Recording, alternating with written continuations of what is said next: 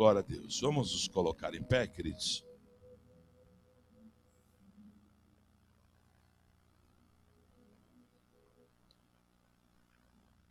Queria que você abrisse a tua Bíblia na carta de Paulo aos Romanos, no capítulo 12. Embora eu só vou usar por base esse texto, mas a espinha dorsal do sermão está lá em Gênesis. Mas só para embasar aquilo que Deus quer falar conosco, tá bom? Romanos capítulo 12, nós vamos ler os versos 1 e 2.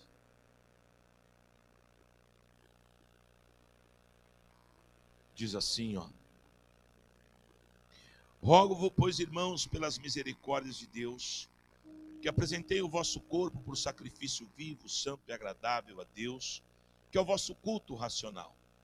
E não vos conformeis com este século, mas transformai-vos pela renovação da vossa mente, para que experimenteis qual seja a boa, agradável e perfeita vontade de Deus. Amém? Feche teus olhos. Pai, fala conosco nessa noite. Fala com a tua igreja, com o teu povo. O teu Espírito Santo, ó Deus, que por si só é poderoso, desfaça todo embaraço de mentiras que muitas vezes Satanás lança, bloqueando o nosso entendimento. Tira toda a cauterização da mente, nos dá uma mente livre, uma mente marcada pelo sangue vertido na cruz, pelo sangue carmesim, para que possamos ouvir a tua voz e o teu querer. Pai amado, eu estou aqui como mero instrumento nas tuas mãos. Está aqui a tua igreja para receber uma palavra pura e sem mistura, uma palavra vinda do teu altar. Que por graça e misericórdia o Senhor me capacite a transmitir o que o Senhor colocou no meu coração.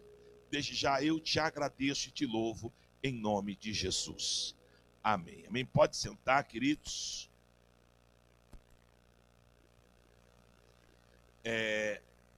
Queridos, uma das coisas que a Bíblia costumeiramente trabalha é a questão de nós tomarmos muito cuidado para nós não permitirmos que a nossa mente fique cauterizada. Na verdade, às vezes a gente acha que só o diabo que pode cauterizar as nossas mentes. Só que muitas vezes o fato de eu não buscar a Deus e o fato de eu não estar em perfeita comunhão com Deus me faz alguém na média. E quando eu estou na média, eu simplesmente trabalho com Deus de uma forma, às vezes, robótica. O que é uma forma robótica? Como se fosse literalmente um robô. Então eu venho para o culto porque eu sei que eu tenho que vir para o culto, porque é o mínimo que eu faço. Eu vou na célula porque eu aprendi aqui na igreja que tem que ir na célula. Mas tudo que eu não faço porque eu amo, eu não faço movido pelo Espírito. Eu faço, muitas vezes, movido por uma pseudo-pressão, que na verdade não vai te acrescentar nada, porque a ideia que nós temos que ter é que Jesus nos comprou por preço de sangue, e a ideia da conversão é que nós venhamos nascer de novo. E esse novo nascimento não é mais para a glória do mundo, mas ele é para a glória de Deus. Então, o que Paulo está ensinando aqui aos romanos? Primeiro, entender que servir a Deus exige sacrifício. Não é fácil, por exemplo, a maioria de vocês talvez veio direto do trabalho. Às vezes, quando a gente vem direto do trabalho, embora cansado, é até melhor do que às vezes você ir em casa, tomar um banho, porque quando você toma o banho parece que dá o disjuntor cai, né? Pá! E aí é difícil, mas você vai, se esforça e vem. Então é isso que Paulo está dizendo. Por quê? Porque nós precisamos desse sacrifício. Nós precisamos estar conectados com Deus. E aí depois Paulo então fala para a igreja que está em Roma, para os romanos, a questão que esse sacrifício tem que ser santo, porque é um sacrifício separado a Deus, agradável, porque Deus gosta. Olha que coisa interessante. Deus gosta e ama esse sacrifício, sabia? Porque esse sacrifício é um culto racional. Por que um culto racional? Eu estou me sacrificando, estou cansado, mas eu vou para a igreja porque eu sou racional, porque eu entendo que eu preciso adorar a Deus, eu entendo que eu preciso mais de Deus, porque se eu buscar mais Deus, mais presença de Deus, mais as coisas facilitam, e menos peso e menos luta eu terei na minha vida. E aí no versículo 2, então, Paulo complementa dizendo, e tem mais, não vos conformeis com este século. O que Paulo está dizendo? Porque é o que nós vemos hoje. As pessoas, elas têm dificuldade de vir para a igreja, dificuldade de ir para uma célula, dificuldade de orar, dificuldade de ler a Bíblia, mas tudo que eu te falei aqui são princípios que vai fazer com que você fique de pé. Se você não lê Bíblia, no dia mau, você não vai ter uma palavra de Deus ao teu coração. Amém? Irmão, para que essa coisa seja tudo, eu tenho que buscar em terceiros. Eu tenho que ouvir Deus falar. Eu sou templo do Espírito, Deus mora em mim. Amém? Então, o que eu entendo? Quando eu me conformo, eu estou dizendo que Deus não tem renovo, a palavra de Deus não é poderosa, eu não preciso da presença de Deus, eu não preciso congregar. Então, infelizmente, essa malignidade tem tomado conta, e não é lá fora não, tem tomado conta dos crentes dentro da igreja. Esses dias eu estava falando com um pastor, irmão, eu vim de uma época, não faz muito tempo, eu não sou velho, eu sou novo, que meu irmão, eu nunca vi, na minha época assim que eu era membro de igreja, diácono, eu não se faltava em culto de domingo. Irmão, na semana Z, na correria, mas de domingo, o cara, nem que ele fosse arrastado, ele ia. Santa Ceia, então, mas nem pensar. Né? Geralmente, sempre foi assim, Santa Ceia é o culto mais cheio. Tem irmão que você não vê o mês inteiro na igreja, mas na ceia ele está lá. Amém? Só que hoje, até na ceia, as pessoas estão negociando. Por quê? As pessoas são ruins? Não. É que as pessoas estão deixando Satanás cauterizar a mente. Estão perdendo os valores. Depois eu sei. No domingo que vem eu vou. Eu fico pensando, se no dia que Deus me chamou tivesse faltado, talvez eu não estaria aqui. Porque foi aquele dia que Deus preparou para falar comigo. Ou você acha que Deus vai preparar, Ele vai falar com você no teu tempo? Não vai, meu irmão. Ele vai falar com você no tempo dele. Ô Samuel, vai lá na casa de Davi, que eu tenho que trabalhar lá dentro. Deus deu o horário, o dia, e quando Samuel voltou, ele falou, já procurei tudo aqui, os filhos acabou, quem é que o Senhor quer? Acabou não, tem um lá fora, que está lá no meio das malhadas, é ele que vai ser o rei de Israel. Então Deus, querido, ele está no controle de tudo. Mas quando eu me conformo e a minha cabeça ela trabalha nesse plano, aí o que acontece? Eu impeço que a bênção de Deus aconteça. E aí então eu vou com você lá para o livro do Gênesis. Eu quero pegar um personagem hoje aqui e fazer, né, no espírito você entender, né, como Deus trabalha, o que Deus quer de você, o que Deus espera de você. Então nós vamos lá para o Gênesis 25, vamos lá, livro de Gênesis, lá no início, primeiro livro da Bíblia, capítulo 25.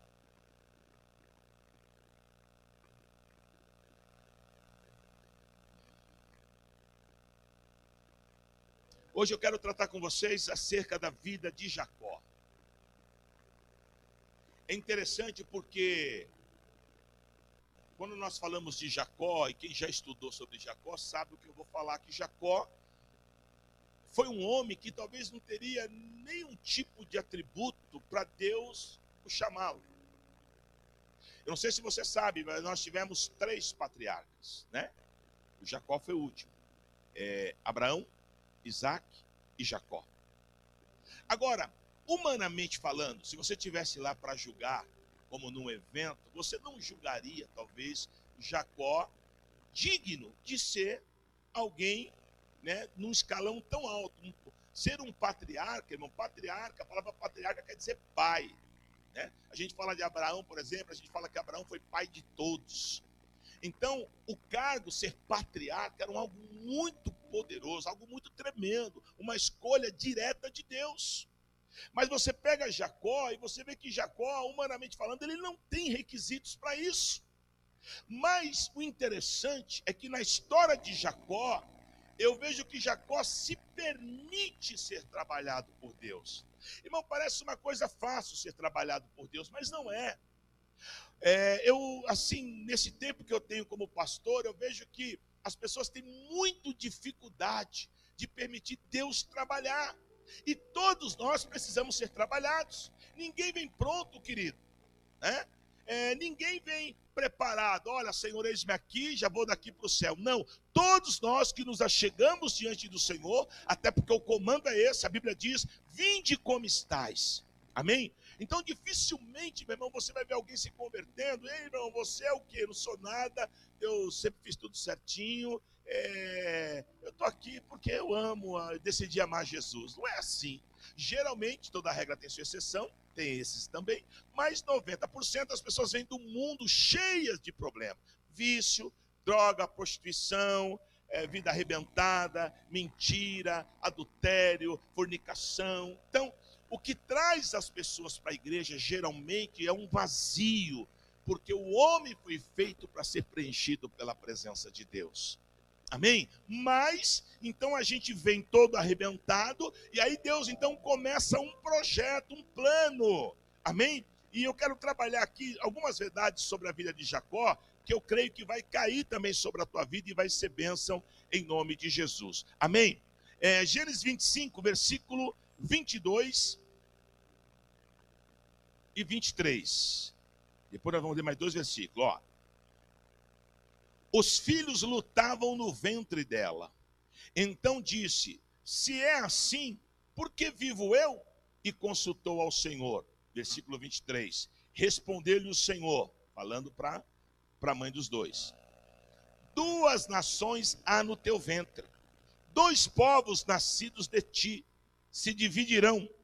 Um povo será mais forte do que o outro, e o mais velho servirá ao mais moço. Versículo 29 ao 34.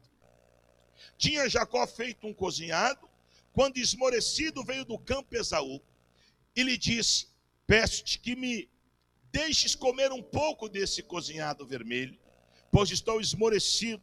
Daí chamar-se Edom. Disse Jacó, vende-me primeiro o teu direito de primogenitura. Ele respondeu, estou a ponto de morrer, do que me aproveitará o direito de primogenitura? Então disse Jacó, jura-me primeiro. E ele jurou e vendeu o seu direito de primogenitura a Jacó. Depois Jacó a Esaú pão e o cozinhado de lentilhas, e ele comeu e bebeu, levantou-se e saiu. Assim desprezou Esaú o seu direito de primogenitura. Irmão, eu amo muito falar de Jacó, falar dessa história, porque essa história ela é rica em conhecimento, né? A Bíblia fala que eles eram gêmeos, já no ventre havia algo profético acontecendo, os dois lutavam no ventre.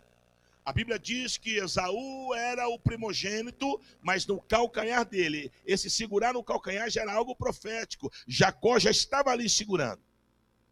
Os dois nascem, um é mais caseiro, Jacó fica mais com a mãe, o outro faz mais o gosto do pai, é caçador e tal. E um dia, voltando da caça, com muita fome, Jacó está ali em casa, caseiro, preparando uma sopa, e ele ao longe sente o cheiro da sopa, e ele então quer comer a sopa. Jacó, preste atenção, quero que você preste muita atenção nisso, embora Jacó, que na etimologia da palavra quer dizer trapaceiro, usurpador, o próprio nome de Jacó simboliza o seu caráter. Mesmo ele sendo um homem assim, com muitos erros, mas Jacó tinha algo que atraía o olhar de Deus. E o que é, bispo? Jacó tinha um sentimento todo especial pelas coisas de Deus. Olha que interessante. Jacó enrolado, trapaceiro, você vê que aqui ele já provoca uma situação para ludibriar o irmão, mas a causa é boa, a causa é justa. O que ele quer? Ele quer o direito de primogenitura, porque embora são gêmeos, mas Esaú nasceu primeiro e Esaú tem esse direito. E agora Esaú, então, ao contrário de Jacó, está com fome, mas Esaú é o filho bonitinho, o filho que caça para o pai, o filho obediente, mas é o filho que não está nem aí com as coisas de Deus. E ali então na conversa, Jacó fala, olha, eu só te dou um pouco da minha sopa de lentilhas, se você me der o direito da primogenitura. Aí, para escândalo geral da igreja e de todos, Esaú diz assim: mas para que me serve o direito de primogenitura? Esaú tipificando, infelizmente, uma boa parte da igreja contemporânea. Pessoas que a sua vida com Deus se traduz nessa atitude de Esaú. Muitos estão achando: para que servir a Deus? Para que estar na igreja? Para que congregar? Para que orar? Para que ler a Bíblia? É o que mais eu ouço. Pessoas agora que não querem mais saber de buscar a Deus, como se buscar a Deus tanto faz. Não, meu irmão. Você não está entendendo. O privilégio de poder servir a Deus, o privilégio, vou falar de mim, o privilégio de eu ser bispo na casa do Senhor, não há dinheiro que pague isso no mundo. Primeiro porque, o que eu tenho para oferecer para Deus? Nada, a não ser hoje a minha adoração, a minha fidelidade. Mas quando o Senhor me chamou, o que eu tinha para oferecer? Um bêbado, um frustrado, um caído, um destruído, um arrebentado, um camarada que a família era toda assolada. O que eu tinha? Mas ele me escolheu. Olha como Deus, ele é tremendo. Deus gosta dos Jacós. Deus gosta daqueles que humanamente são reprovados, mas que espiritualmente Deus tem algo a acrescentar. A primeira verdade que eu vejo nesse texto é que Deus vê a necessidade de transformação na vida de Jacó. Parece que tudo é pautado no tempo de Deus.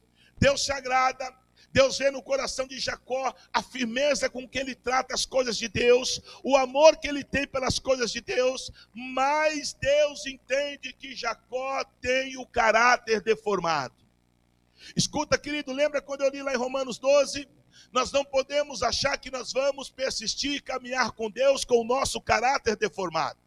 Ainda que Deus te ame, ainda que Deus me ame, mas Deus não quer ninguém, meu irmão, diante dele, cheio de coisa errada, com caráter totalmente deformado, não vai dar valsa empurrando com a barriga, não. Deus te ama, Deus te escolheu, Deus te separou, mas Ele quer curar o teu caráter, Ele quer libertar você dessas algemas que muitas vezes aprisionam a tua vida e não deixam você ser pleno. Eu fico imaginando, pastora Solange, Deus poderia falar: meu, Jacó é tudo isso de enrolação, mas ele me ama, o que importa é isso. Não, Deus acatou o amor de Jacó. Você vê que Deus tem um amor por Jacó especial, amém? Mas Deus não deixou do jeito que estava. Deus quer tratar Jacó. Levanta as tuas mãos para os céus, escuta a palavra do profeta sobre a tua vida. Deus te ama, Deus cuida de você, mas Deus quer tratar o teu caráter. Deus quer te ensinar, Deus quer te curar. Deus não quer você simplesmente ir na igreja, querido. Está na igreja, ama o Senhor, tenta fazer tudo certo, mas tem vários desvios de caráter. Não, Deus quer sarar a tua conduta, Deus quer sarar a minha conduta. Deus quer que nós sejamos uma igreja livre, lavada e remida no sangue dele. Louvado seja Deus, amém? Então a primeira verdade, Deus sabe, Jacó é bom, eu amo, mas precisa ser tratado. Segunda verdade, como tratar Jacó? Para que eu trate Jacó, para que Jacó seja curado e liberto, eu preciso marcar Jacó. Deus só cura as nossas vidas quando nós somos marcados. E isso você precisa permitir, você precisa buscar.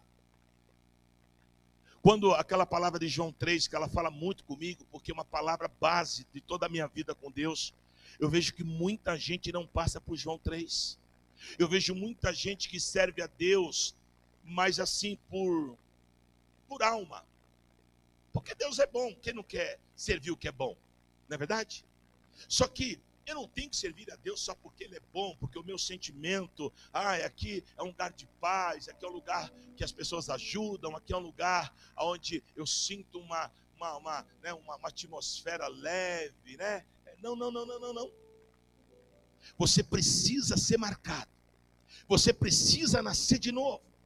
Você precisa entender que a velha vida, ela tem que morrer para que uma nova vida comece em você. Para Deus completar a obra, o Jacó tem que morrer. Se a personalidade de Jacó não morrer, não tem como ele viver em novidade de vida. Aleluia! Então, meu irmão, Deus preparou esse dia. Vamos abrir um pouquinho para frente, Gênesis 32.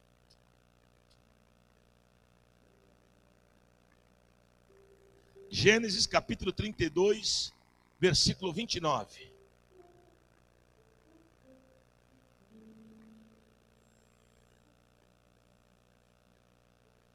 Não, eu falei 29, é 24, tá? Gênesis 32, 24 em diante. Diz assim, ó. Ficando ele só, lutava ele com um homem até o romper do dia. Vendo que este não podia com ele, tocou-lhe na articulação da coxa, deslocou-lhe a junta da coxa de Jacó na luta com o homem. Disse este: deixa-me ir, pois já rompeu o dia. Respondeu Jacó: não te deixarei ir, se não me abençoares. Perguntou-lhe, pois, como te chamas? Ele respondeu: Jacó. Então disse: já não te chamarás Jacó, e sim Israel, pois como príncipe lutaste contra Deus. Aleluia. E com os homens e prevalecesse. Tomou Jacó e disse: rogo-te, como te chamas? Respondeu ele: porque perguntas pelo meu nome? E o abençoou ali. E aquele lugar chamou Jacó Peniel, pois disse: vi Deus face a face, e a minha vida foi salva. Oh, aleluia. O Jacó tem desvio de caráter. Deus ama algumas coisas em Jacó, principalmente a sua fidelidade. Mas não basta a fidelidade, a bênção tem que ser completa. Então Deus decide mudar o caráter de Jacó. E Deus prepara toda uma situação. E Jacó está ali dormindo, tem uma pedra onde ele repousa a sua cabeça, que não é uma pedra, uma rocha qualquer. E eu trago uma revelação para você, que essa rocha simboliza Jesus Cristo, e você tem que confiar, tem que descansar no Senhor, porque quando você descansa no Senhor, a experiência com Deus ela vem. Então ele tem um sonho, e nesse sonho, na verdade, que é um sonho real, é uma visão real, e ali se apresenta ali, então aquele anjo, e ele peleja contra o anjo. Aleluia! E uma coisa interessante que diz a Bíblia, que ele prevaleceu contra o anjo. Olha o que o Espírito Santo falou comigo. A vitória de Jacó não foi uma vitória porque Jacó era mais forte do que o anjo, mas foi uma vitória porque ali Jacó pegou todas as suas deformações, aleluia, e o anjo levou. O anjo marcou a vida dele. Ele teve uma marca, ele teve como se fosse uma lança, uma espada que entrou na articulação dele. E eu creio que depois daquele dia, por onde Jacó fosse, Jacó arrastando de uma perna, ele sabia que um dia ele foi marcado por Deus. Qual dia, bispo? O dia que Deus decidiu mudar o nome dele e mudar a história dele. Sabe o que acontece, meu irmão? A gente quer mudança de história, mas a gente não renova a nossa mente, não renova a nossa fé. É sempre aquela vidinha, 10 anos na igreja, aquela mesma vidinha. E aí sabe o que acontece? O diabo vem de forma assim bem especial, e que o diabo ele é sujo, e ele acaba te tirando, sabe por quê? Porque você não tem mais motivação, porque a mesmice, a mesmice, a mesmice. Escuta, Deus quer marcar a tua vida. Deus não quer que você continue sendo somente um crente que frequenta a igreja, mas lá nos bastidores você sabe que você é Jacó. Lá nos bastidores você sabe que existem áreas da sua vida que o anjo precisa vir e tocar. Você sabe que tem áreas da tua vida que você precisa de uma experiência com o Senhor. Senão vai ficar entra, sai, entra e sai da igreja, mas nada muda. Aleluia, sabe o que eu vejo, querido? Pessoas que cansam de congregar, e eu entendo. Sabe por que cansa? Por causa da mesmice, meu irmão. Quem que aguenta ir num lugar e voltar, tudo do mesmo jeito, não acontece nada. É igual quando você faz faculdade, meu irmão, você não aguenta, você não vê a hora de acabar, de parar, porque sempre aquela coisinha não sai daquilo, sabe? Aleluia. Agora quando eu sou marcado por Deus, não. A minha Bíblia diz que o evangelho é novidade de vida. Quando eu sou marcado por Deus e eu tenho uma experiência com Deus, depois eu vou buscando os dons. É dom de falar em línguas, é dom da profecia, é o dom do amor, é o dom da fé, é o dom do discernimento. E o Senhor vai acrescentando, acrescentando, acrescentando. Aleluia. Coisas assim poderosíssimas. E ao invés de você retroceder e paralisar, pelo contrário, você cresce. Depois que Jacó foi marcado por Deus, agora como Israel, ele cresce. Por quê? Porque o velho homem ficou ali naquele lugar. E é tremendo, meu irmão, o que eu estou te falando é bíblico, não é por acaso, não é aleatório. O próprio Jacó falou: eu vou colocar o nome deste lugar de Peniel, porque vi Deus face a face. Eu vou lá para Atos capítulo 9. Saulo de Tarso está indo para Damasco para matar crente, mas no meio do caminho ele contempla o Senhor face a face, e a glória de Deus é manifesta na vida dele, em nome de Jesus. Atos dos Apóstolos, capítulo 2, todos estão no cenáculo, de repente a presença de Deus é manifesta naquele lugar, e eles contemplam aquela manifestação face a face. Aonde tem um face a face com Deus, tem mudança de história, tem recomeço, tem novidade de vida. Ei, eu tenho uma palavra profética, um comando dos céus para a tua vida. Põe ponto final nessa vida tua de Jacó, começa a se levantar e permitir que Deus te faça um Israel, te faça alguém que vive em novidade de vida. Ei, bispo, eu não consigo. Você não consegue até o dia que você for marcado por Ele. O dia que você for marcado, o dia que você permitir falar: Senhor, me marca com o teu fogo, me marca com o teu poder. Aleluia, apaga todo o meu passado, apaga todo o meu tempo de Jacó e me levanta como Israel. Me levanta para viver um novo tempo e a nova história que o Senhor tem para minha vida, em nome de Jesus. Aleluia!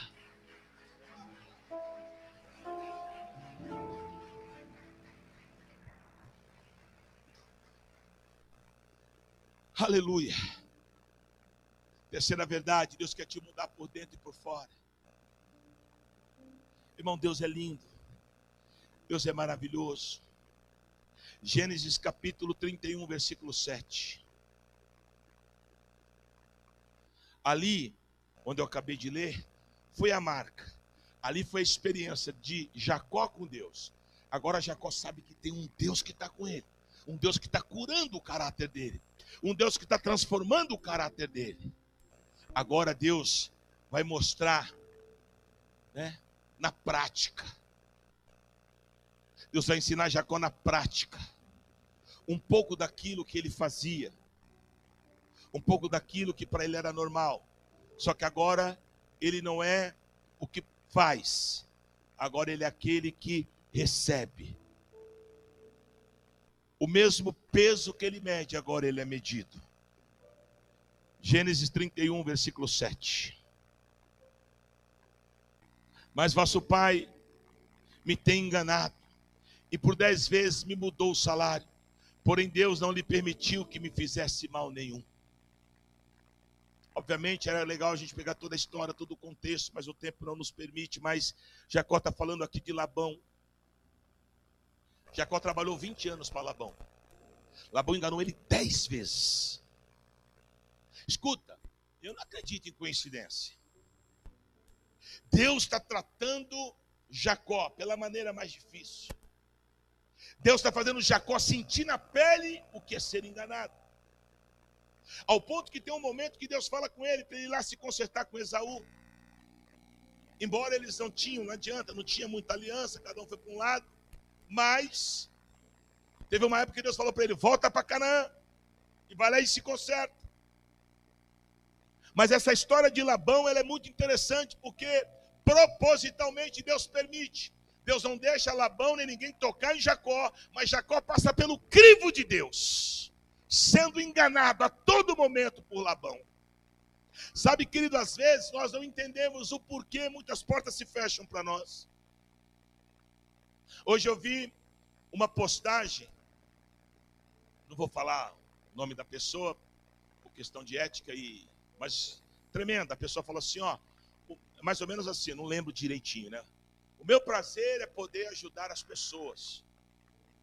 E ela, mais ou menos ela quis dizer assim, porque quando eu já passei por isso, eu já tive na situação, e é terrível. Quando você é ajudado, você fica bem. Então eu gosto de ajudar. E aí embaixo eu falei, você é top.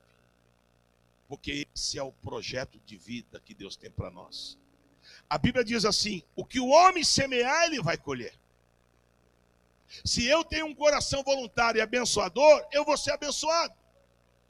Irmão, escuta, isso não é o bispo, isso é a palavra de Deus.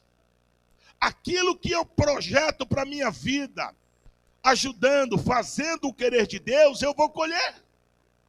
Ei, Jacó, tu enganou, agora tu vai ser enganado. Irmão, já pensou 20 anos? E ele trabalhou 20 anos porque ele amou a filha de Labão. E até a filha o Labão trocou no dia para enrolar ele ainda mais. Porque Deus queria que Jacó sentisse. Às vezes o tratamento de Deus é doloroso, mas Deus queria que Jacó sentisse na pele o que era ser enganado. O que ele fez com o irmão, com o pai. Não é porque Deus não amava Jacó, não. Mas Deus está tratando Jacó. Deus está mostrando para ele. Lá com o anjo foi uma proforma, foi uma marca. Uma marca dele com Deus. Mas agora é na prática. Eu vou tratar com você, Jacó. Porque eu não ando com pessoas com caráter deformado. Eu só ando com Israel. Eu só ando com pessoas que entendem o querer que eu tenho para a vida delas. Tratamento de Deus. Da mesma forma que ele mediu, ele foi medido. Enganou e foi enganado. Aleluia. Quarta verdade. Deus mudou Jacó. Sabe por quê, meu irmão? Diante de todo esse quadro, mesmo passando ele pelo crivo, Deus mudou Jacó porque ele o amava. E ele te ama também. E porque ele te ama, ele também vai te mudar. Só que você precisa permitir. Gênesis 35, versículo 10. Esse texto é maravilhoso. Gênesis 35, 10. Diz assim, ó. Disse-lhe Deus: teu nome é Jacó, já não te chamarás Jacó, porém Israel. Israel será o teu nome. E lhe chamou Israel. Disse-lhe mais: eu sou Deus Todo-Poderoso, ser fecundo, multiplica-te. Aleluia. Numa nação e multidão de nações sairão de ti, reis procederão de ti. A terra que dei a Abraão e a Isaque dar-te-ei depois de ti e a tua descendência. E Deus se retirou dele, e elevando-se do lugar onde lhe falara, então Jacó ergueu uma coluna de pedra no lugar onde Deus falara com ele, e derramou sobre ela uma libação e lhe deitou óleo. O lugar onde Deus lhe falara, Jacó lhe chamou Betel. Olha que interessante. Depois que Deus trata com Jacó, depois que Jacó entra no sistema de Deus, agora Deus chama ele para um particular. Se você ler um pouquinho mais, aí você vai falar, ó, ele vai falar assim, ó, pega o teu povo, tira tudo que é Deus estranho, tudo que é moamba, tudo que é idolatria, joga fora. Porque agora tu não é mais Jacó, tu é Israel. E agora Jacó, aliás, desculpa, agora Israel, coloca a tua mão aí. Israel coloca. Tu vai ser fecundo. Eu te abençoo e de ti muitas nações serão abençoadas. De ti procederão reis. Tu não tem ideia, Jacó, do que eu vou fazer na tua vida. Nós sabemos, de Jacó veio as 12 tribos de Israel. O enganador, aquele que fazia tudo errado, mas que amava a Deus. Aquele que era capaz de tudo, abrir a mão de tudo para ter a primogenitura.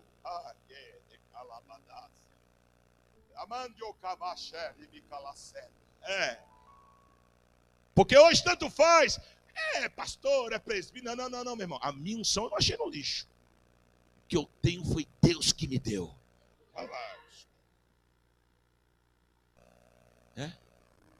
Eu vejo, às vezes, o obreiro. E aí, obreiro? Não, você é diácono? Então você é diácono, cai um óleo na tua cabeça. Aí eu fico um monte de gente falando, fica ligando para cargo. Desde quando unção é cargo? Só da pessoa falar isso, você já vê que ela não sabe nada de Deus. É Jacó ainda. Está tratando as coisas espirituais como coisas carnais. Ser diácono, presbítero, pastor, missionário, intercessor, seja o que for. Isso não é cargo, irmão. Isso é unção delegada por Deus na terra. Aleluia. E Jacó entendia isso. Ser primogênito não era cargo. Ser primogênito não era ser mais especial. Ser primogênito era adquirir de Deus. Porque tudo era o primogênito. A honra, a luta, os embates, tudo passava pelo primogênito. Mas o primogênito era honrado. Porque Deus sempre trata com o melhor primeiro. Louvado seja Deus. E aí então, o Senhor libera sobre ele essa palavra. Sabe o que ele faz? Olha como Jacó era, o cuidado. Ele faz um altar ali a Deus. E ele sela aquele momento. E naquele lugar ele põe o nome de Betel. Aleluia. Qual é o altar que você tem levantado por ter sido escolhido por Deus, irmão? O altar da desobediência? O altar de Esaú, que vende a tua primogenitura por um prato de lentilha? Ou você tem levantado um trono, um altar em Betel, como Israel levantou? Aleluia. O que você tem levantado diante do Senhor? E ali ele derrama, a Bíblia diz, ele derrama. Então Jacó erigiu uma coluna de pedra no lugar onde Deus falara com ele e derramou sobre ela uma libação. Ele deitou óleo. Aleluia. Diga assim: Deus é Deus de aliança. Pergunta para o irmão que está do seu lado: você sabe o que é uma aliança? O que Deus e Jacó estão tratando aqui é uma aliança. Mas Deus também faz aliança entre homens. Sabia disso? Um dia Davi está lá na caverna. E Davi está morrendo de sede. Só que, aonde tem água, os valentes de Davi, que eram valentes, eles teriam que atravessar. Só que para atravessar, para pegar água, eles iam passar no terreno do inimigo. Mas a aliança que eles tinham com Davi, irmão, se você não viu ainda a história dos valentes de Davi, veja lá. Era uma aliança linda. E eles não aguentaram ver o rei morrendo de sede. O que eles fizeram? Arriscaram a sua cabeça. Foram lá no terreno do inimigo. Conseguiram trazer a água. E aí deram para Davi. E todos esperando que Davi bebesse. Eles queriam ver o rei saciado. Davi pega aquela água. Ele faz o que Jacó fez aqui. Não, rei, não, toma água. Não, eu não posso beber essa água. Porque a aliança que vocês têm comigo de arriscar o próprio pescoço pela minha vida, eu não posso beber essa água. Essa é a aliança que nós temos que ter entre nós. E a aliança que Deus tem com nós. E Jacó sabia disso. Por isso que ele derrama por libação ali. Dizendo: Senhor, eu tenho uma aliança. E essa aliança, ela é inquebrável em nome de Jesus. Glória a Deus. Levanta as tuas mãos e diz: o nosso Deus é um Deus de alianças. E para finalizar, a quinta verdade. Capítulo 25, versículo 26. E aí a gente vai orar. Diz assim, ó. Gênesis 25, 26. Tá aí joga na tela aí, multimídia. Isso. Diz assim, ó. Depois nasceu o irmão. Segurava com a mão o calcanhar de Esaú. Por isso lhe chamaram Jacó. Era Isaac de 60 anos quando Rebeca lhe deu a luz. Quinta verdade, escuta. Essa aqui você pega ela e coloca no teu espírito. Deus ama aquele que persegue a bênção. Amém? Há uma bênção diferente para aquele que rala, para aquele que paga preço, para aquele que ama as coisas de Deus. Deus não trata na baciada, irmão. Esse ato de Jacó segurar o calcanhar de Esaú, ele está dizendo: ei, eu vou atrás da minha bênção. Não é à toa. Ué, por que Jacó nasceu segurando o calcanhar de Esaú? Não é à toa. Ele segurou dizendo: eu estou perseguindo a bênção. Esaú vacilou e ele pegou a bênção.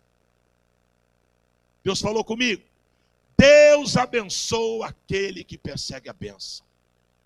Igreja, escuta. E eu fecho meu sermão.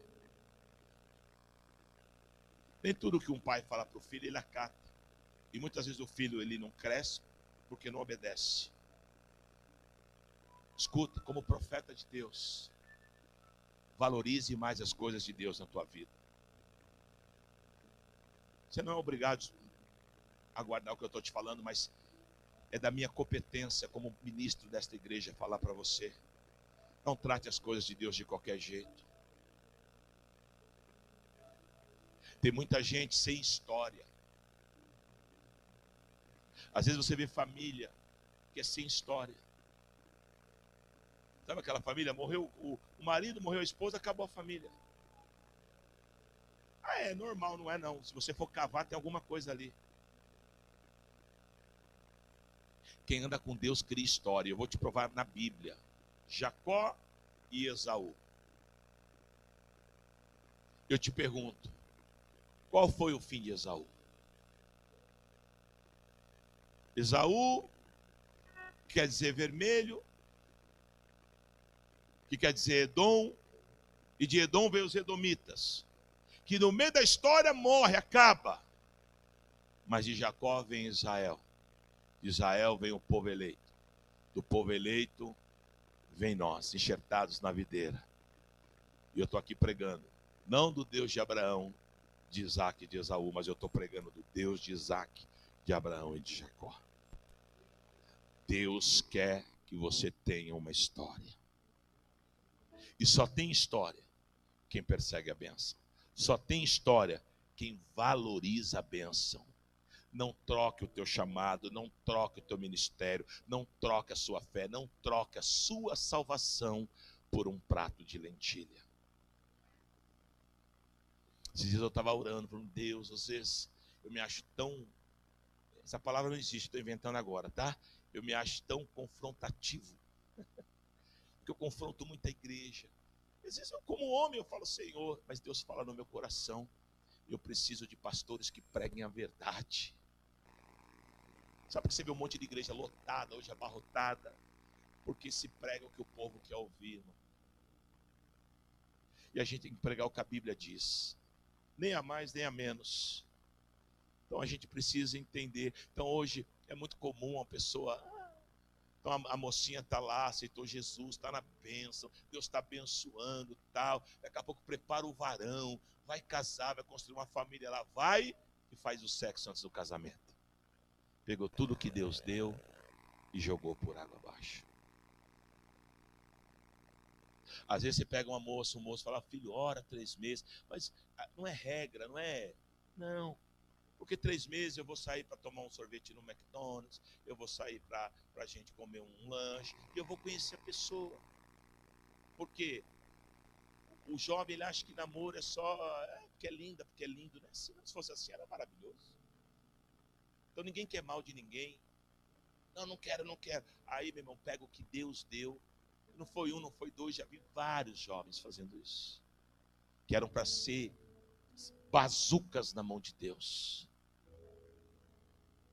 Mas que não se permitiram. Preste atenção, Jacó errou. Jacó tomou um caminho errado. Mas Jacó se permitiu deixar de ser Jacó para ser Israel. Então é isso. O detalhe está aí. Se permita. Todo mundo aqui é falho. Todo mundo aqui tem um pouquinho de Jacó. Mas cabe a nós falar, Senhor, chega. Eu quero construir um altar aqui chamado Betel. E eu quero ser sarado e curado. Eu quero sair para viver em novidade de vida. Feche teus olhos, querido.